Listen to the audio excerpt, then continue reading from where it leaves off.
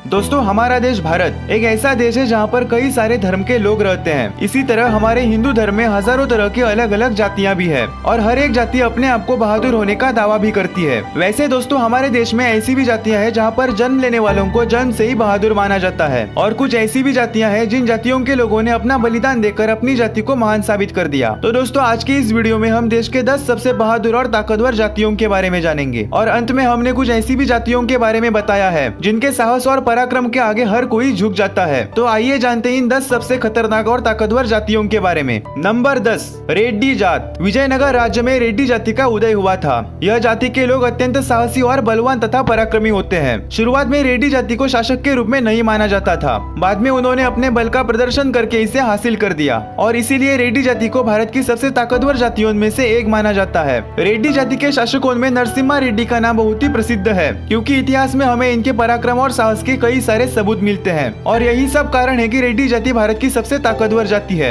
Number 9, Gurjar जात। भारतीय इतिहास में गुर्जर जात एक प्रतिष्ठित जात है जिनके पास अच्छी युद्ध कौशल और शारीरिक शक्ति होती है, जिसकी वजह से यह काफी ताकतवर और प्रभावशाली होते हैं। गुर्जर जाति का मुख्य पेशा पशुपालन और खेतीबाड़ी होती है और इसके अलावा भारतीय सेना में गुर्जर जाति की अच्छी खासी संख्या देखने को मिलती है। यह ताकतवर जातियां भारत की दिल्ली, राजस्थान, हरियाणा, उत्तर प्रदेश और जम्मू कश्मीर जैसे राज्यों में पाई जाती है। नंबर 8, जाट जाति। प्राचीन काल में जाट जातियां युद्ध कला में बहुत ही अच्छी हुआ करती थी और यही कारण है कि आज भारतीय सेना में इनकी खुद की एक जाट रेजिमेंट भी है। इनके साहसी स्वभाव और युद्ध कला के निपुणता के कारण इसे भारत की सबसे ताकतवर जातियों में से एक मानी जाती है। जाट जातियां मुख्यतः हिंदुओं में पाई जाती है, लेकिन इसके अलावा यह जात सिख और मुस्लिम धर्म में भी मौजूद है। यह ताकतवर जातियां भारत के हरियाणा, पंजाब, उत्तर प्रदेश, गुजरात, मध्य प्रदेश इन जैसे राज्यों में पाई जाती है। नंबर 7, कुर्मी जात। कुर्मी शब्द कृषि शब्द से लिया गया है। ऐसा माना जाता है कि कुर्मी जाति का मुख्य पेशा कृषि होता है। भारत के इतिहास में उज्जैन में होने वाले विद्रोह में कुर्मी जातियों ने राजपूतों के साथ मिलकर लड़ाई की थी और इसीलिए कुर्मी जाति को भारत की सबसे ताकतवर जातियों में से एक माना जाता है। भारत के आजादी में भी अंग्रेजों के खिलाफ विरोध प्रदर्शन में कुर्मी जाति का बहुत बड़ा योगदान रहा था। कुर्मी जाति से जुड़े हुए लोग अत्यंत साहसी और बलवान होते हैं और यह ताकतवर जातियां भारत के बिहार, झारखंड, पश्चिम बंगाल, उत्तर प्रदेश और हरियाणा में पाई जाती है।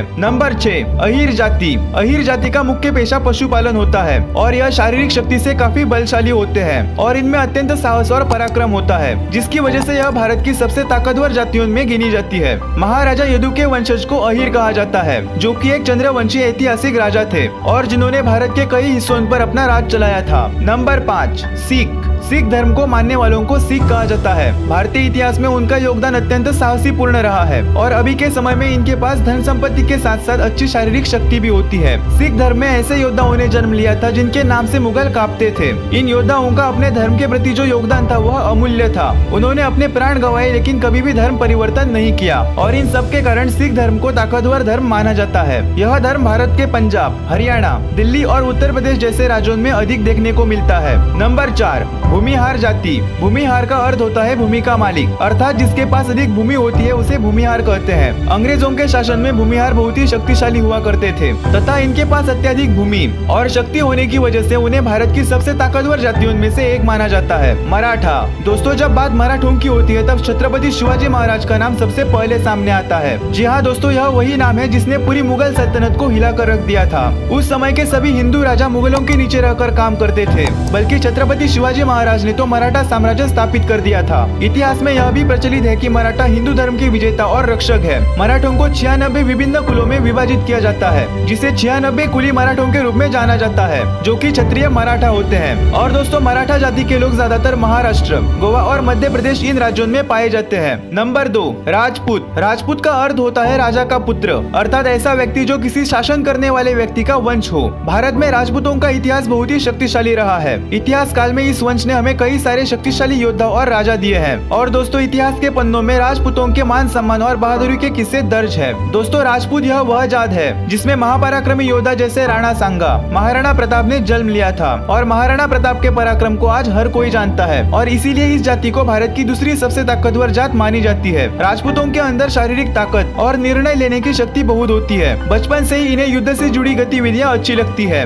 नंबर 1, ब्राह्मण जात। हिंदू पुराणों के अनुसार ऐसा कहा जाता है कि ब्राह्मणों की उत्पत्ति भगवान ब्रह्मा के मुख से हुई थी। जाति व्यवस्था के अनुसार उनकी पारंपरिक भूमिका धार्मिक अनुष्ठानों को करना, पवित्र ज्ञान को सुरक्षित रखना और प्रसारित करना और समाज को आध्यात्मिक मार्गदर्शन प्रदान करना होता है। इनमें अत्यधिक बुद्धि और शक्ति होती है। भारतीय इतिहास में इस जाति को सर्वोपरि बताया गया है, जो राजा से भी बढ़कर है, और इसीलिए यह भारत की सबसे ताकतवर जाति मानी जाती है। राजा अपने दरबार के ब्राह्मण के इजाजत के बिना कोई भी कार्य नहीं करते थे तथा सभी प्रकार के कार्यों में ब्राह्मण का परामर्श और आशीर्वाद जरूर लेते थे। तो दोस्तों, यह थी भारत की 10 सबसे पराक्रमी और ताकतवर जातियाँ। यदि हम वर्तमान भारत की बात करें तो किसी भी व्यक्ति की जाति उनके काम से निर्धारित होती है। यदि कोई पूजा करता है तो वह ब्राह्मण कहलाता है और कोई युद्ध लड़ता है तो उसे क्षत्रिय कहते हैं। अब उनकी जातियों को नहीं देखा जाता। आज के समय में कोई भी जाति छोटी या फिर बड़ी नहीं होती है। सभी जाति के लोगों को समान अधिकार दिए गए हैं। और दोस्तों, अंत में हम सब हिंदू ही तो है, इसलिए हम सबको मिलजुल कर रहना जरूरी है। आशा करता हूँ कि यह वीडियो आपको अच्छी लगी होगी। और दोस्तों, जाते जाते इस वीडियो को लाइक करके चैनल को सब्सक्राइब जरूर कीजिएगा। मिलते हैं आपसे नेक्स्ट वीडियो में, तब तक के लिए जय श्री राम।